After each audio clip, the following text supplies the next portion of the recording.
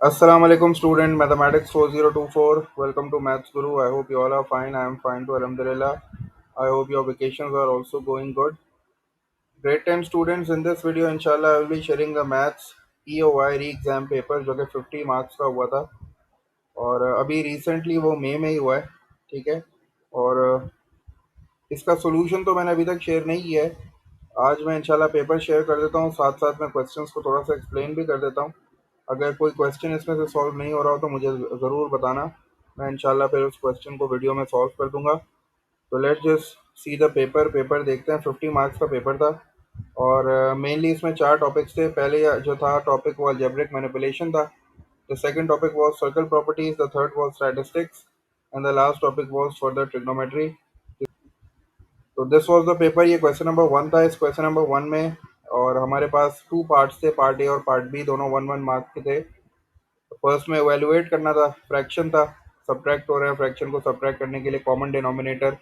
और second part में आपको जो है वो दो डेसिमल नंबर्स दिए हुए थे और उसने बोला कि इनको मल्टीप्लाई करो। कैलकुलेटर अलाउ था री एग्जाम में, तो कैलकुलेटर के साथ जो है ये दोनों क्वेश्चंस बड़े आसान से थे। एक एक मार्क के क्वेश्चन थे। Question number two was on trigonometry, elevation depression का क्वेश्चन था और उसमें फिगर बनी हुई थी। उसमें पर ट्रिकी पार्ट ये था कि यहाँ जो है वो ये वाला डिस्टेंस जो है वो किलोमीटर्स में दिया हुआ है, 2 किलोमीटर। और ये जो क्लिफ की हाइट है ये उसने हमें जो है वो मीटर्स में दी हुई है, 105 मीटर। तो बस ये थोड़ा सा इसमें ट्रिकी पार्ट था। और फिर इसमें ये है कि एंगल ऑफ एलिवेशन कह रहा है फ्रॉम डी टू बी, मतलब ये वाला एंगल हमें फाइंड आउट करना है। तो चूंकि हम लोग को यूनिट सेम करने पड़े तो हमने किलोमीटर को मीटर में कन्वर्ट कर दिया था, तो ये 2000 मीटर हो गया था। और फिर उसके बाद हमने जो है वो टेन थीटा यूज़ करके कैलकुलेटर के थ्रू एंगल ऑफ एलिवेशन जो है वो फाइंड आउट कर लिया। 2 मार्क का ये क्वेश्चन था। क्वेश्चन नंबर थ्री में हमारे पास कुछ रॉ डाटा दिया हुआ था अनग्रुप, और हमसे रेंज पूछी जा रही थी। रेंज आपको पता है मैक्सिमम वैल्यू माइनस जो है वो मिनिमम वैल्यू होती है। तो इसकी मैक्सिमम वैल्यू जो थी वो 40 थी, सबसे बड़ी वैल्यू इसकी 40 है और इसकी सबसे छोटी वैल्यू जो है वो -45 है। तो 40 माइनस माइनस 45 करेंगे तो ऐड हो जाएगा 85, इसका आंसर आ रहा था। उसके बाद उसने मुझे मीन निकालने के लिए बोला। मीन निकालने के लिए मैंने सारे नंबर्स को ऐड करना है और 10 से डिवाइड कर दूंगा क्योंकि 10 जो था वो नंबर ऑफ डाटा था, तो मुझे मीन मिल जाता। उसके बाद क्वेश्चन नंबर फोर में सॉल्व करना है, लीनियर इक्वेशन है और ये x-1 को इधर शिफ्ट किया, 2 से मल्टीप्लाई किया, उसके बाद x की वैल्यू निकाल ली। तो ये 1 मार्क का क्वेश्चन था, आसान सा। लीनियर इक्वेशन को सॉल्व करना था, x की वैल्यू निकालनी थी। क्वेश्चन नंबर फाइव में हमारे पास दो फ्रैक्शन है, उनको हमें express as a single fraction in its simplest form. 2 mark का एक क्वेश्चन था। इसमें भी कॉमन डिनोमिनेटर कर सकते हैं, 4b और 6b है तो इनको कॉमन डिनोमिनेटर बनाया जा सकता था, 12 भी बनाया जा सकता था दोनों को। तो वो कॉमन डिनोमिनेटर लेके जो है वो इसको सिंप्लीफाई किया जा सकता था। नेक्स्ट पार्ट में हमारे पास जो है वो B square minus nine upon six multiply by two upon B minus three है। अब इसमें बी स्क्वायर माइनस नाइन ये आइडेंटिटी लग रही है, तो ये बी प्लस थ्री और बी माइनस थ्री हो गया। बी माइनस थ्री से बी माइनस थ्री कैंसिल हो गया, टू वन ज़ा टू, टू थ्री ज़ा सिक्स हो गया। तो सिंप्लीफाई करके जो भी आंसर आया वो आपका फाइनल आंसर हो गया। पार्ट बी में सॉल्व करना है अगेन, वही लीनियर इक्वेशन है हमारे पास।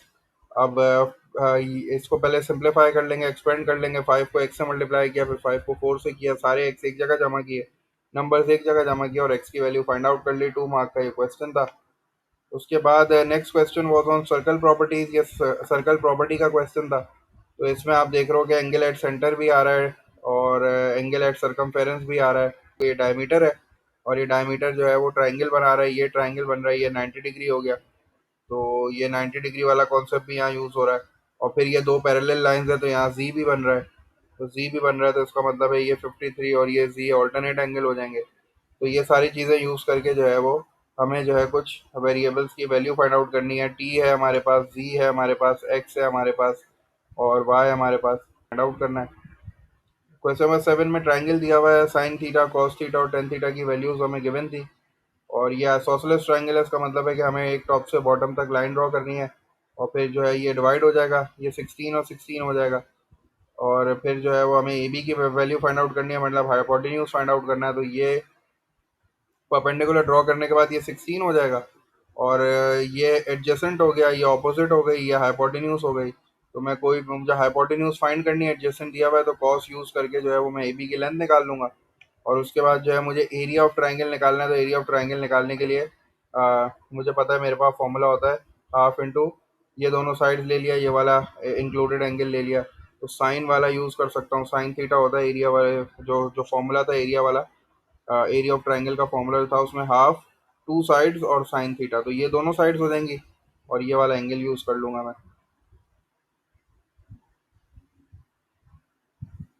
साइन थीटा की वैल्यू मुझे दी हुई है 15/17।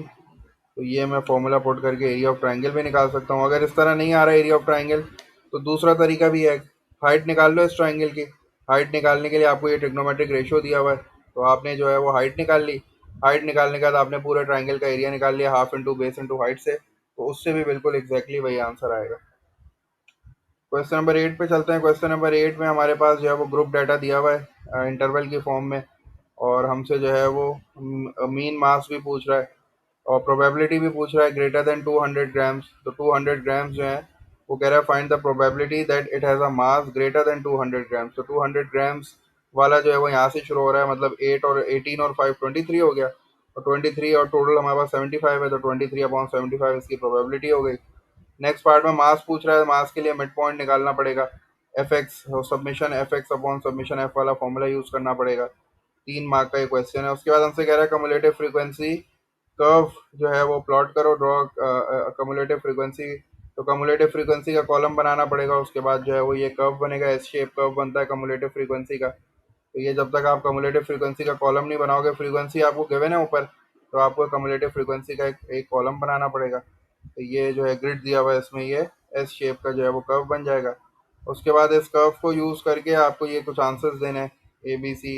इसमें जो है वो जैसे सी पार्ट में तो कर्व ड्रॉ करना था, डी पार्ट है इसमें मीडियन निकालना है, मीडियन 50% ऑफ द डाटा पे होता है। उसके बाद जो है वो दो क्वेश्चंस और हैं जिसमें आपको टी निकालना है। Oranges with a mass of more than t grams are labeled class A. 20% of the oranges are labeled class A using the graph find the value of t. फिर कह रहा है oranges with a mass of 178 gram or less are used to make orange juice. Use graph to find the value of the number of these oranges that are used to make this orange juice. तो ये graph जब बन जाएगा तो उसके बाद ये दोनों क्वेश्चन जो है वो ग्राफ से रीड करने वाले हैं। उसके बाद क्वेश्चन नंबर 9 है। क्वेश्चन नंबर 9 में अगेन हमारे पास जो है वो अनग्रुप डाटा है, लेकिन वो टेबल की फॉर्म में दिया हुआ है। हमसे मोड पूछा जा रहा है, हमसे मीडियन पूछा जा रहा है, हमसे मीन पूछा जा रहा है। तो ये अनग्रुप डाटा वाला ही कॉन्सेप्ट यूज़ करके मोड, मीन और मीडियन फाइंड आउट हो जाएगा। उसके बाद हमें उसने बोला है कि एक पाई चार्ट है जो कि डाटा रिप्रेजेंट कर रही है ऊपर वाला, और ये जो ऊपर आपने डाटा बनाया है ये पाई चार्ट की फॉर्म में। तो उससे आपसे कह रहा है कि find out the angle of sector of the pie chart which represent the number of people who bought 3 items. तो 3 आइटम्स वाले जो हैं वो 3 आइटम्स वाले ये रहे 5, तो ये 5 है। 5 को टोटल से डिवाइड किया, 20 से मल्टीप्लाई बाय 360 कर लिया, तो आपके पास एंगल आ गया, एंगल ऑफ सेक्टर। उसके बाद ये 1 मार्क का क्वेश्चन था। उसके बाद 10 क्वेश्चन में आपको जो है वो एक पेंटागन दिया हुआ है और कह रहा है पेंटागन में ए की वैल्यू फाइंड आउट करो। तो पेंटागन में आपको पता है हमने जो है वो लास्ट टाइम भी देखा था कि सम ऑफ इंटीरियर एंगल्स का फॉर्मूला होता है n-2 × 180। तो पहले आप n-2 × 180 से जो है वो इंटीरियर एंगल्स का सम निकाल लोगे, उसके बाद इन सबको ऐड करके उस सम के बराबर कर दोगे तो आपको ए की वैल्यू मिल जाएगी। N is the number of side, तो ये पेंटागन है, तो पेंटागन का मतलब है 5 - 2 मल्टीप्लाई बाय 180 हो जाएगा। तो 5 - 2 जो है वो 3 हो जाता है, 3 को 180 से मल्टीप्लाई करेंगे तो 540। तो इसका मतलब है जब मैं इन सारे एंगल्स को ऐड करूंगा तो मेरा आंसर 540 आना चाहिए। तो ए और 3 ए 4 ए हो जाएगा। 4 ए के बाद इन तीनों नंबर्स को ऐड करो, नंबर को शिफ्ट करो, 540 से माइनस करो और अपने आंसर को 4 से डिवाइड करोगे तो ए की वैल्यू आ जाएगी आपके पास। 2 मार्क का ये क्वेश्चन था। उसके बाद फैक्टराइज है। फैक्टराइज का मतलब होता है कॉमन लेना, तो पहले वाले में कॉमन ले लिया, दूसरे वाले में कॉमन लेने के बाद आइडेंटिटी अप्लाई कर दी, तो ये भी सॉल्व हो जाएगा। और फिर उसके बाद क्वेश्चन नंबर 12 में फिर दोबारा हमें इक्वेशन दे दिया, लीनियर इक्वेशन, उसको सॉल्व करना है हमें। और फिर ये फ्रैक्शंस दिए हमें, दो क्रॉस मल्टीप्लाई करके टी की वैल्यू भी आ जाएगी। और लास्ट पार्ट में आपको साइमल्टेनियस इक्वेशंस जो है वो दी हुई हैं और बोला है कि इनको सॉल्व करो, find out the value of X and Y. ये 3 मार्क का आपका क्वेश्चन है। तो ये था री एग्ज़ाम का पेपर 50 मार्क का।